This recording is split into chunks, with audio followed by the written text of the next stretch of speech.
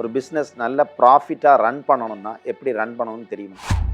மொதல் விஷயம், உங்கள் பிஸ்னஸில் ஆப்டிமைசேஷன்னா என்னன்னு தெரியணும்.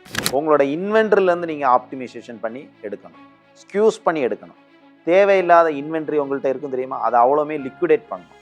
ஃபஸ்ட்டு விஷயம் ஆப்டிமைசேஷனில் இன்வென்ட்ரி டிபார்ட்மெண்ட்டை நீங்கள் குறைச்சாலே உங்கள்கிட்ட அது ஃபண்டாக மாற ஆரம்பிச்சிடும்.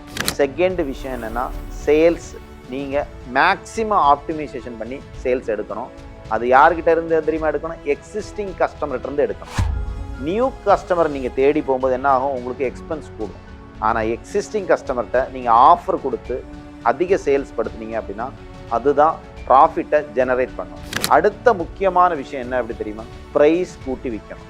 அதே ப்ரைஸில் விற்கக்கூடாது. ஏன்னா இன்றைக்கி எக்ஸ்பென்ஸ் எவ்வளோ ரைஸ் ஆகிடுச்சு, அதே ஈக்குவலாக உங்களோட ப்ரைஸையுமே நீங்கள் கூட்டி விற்கணும்.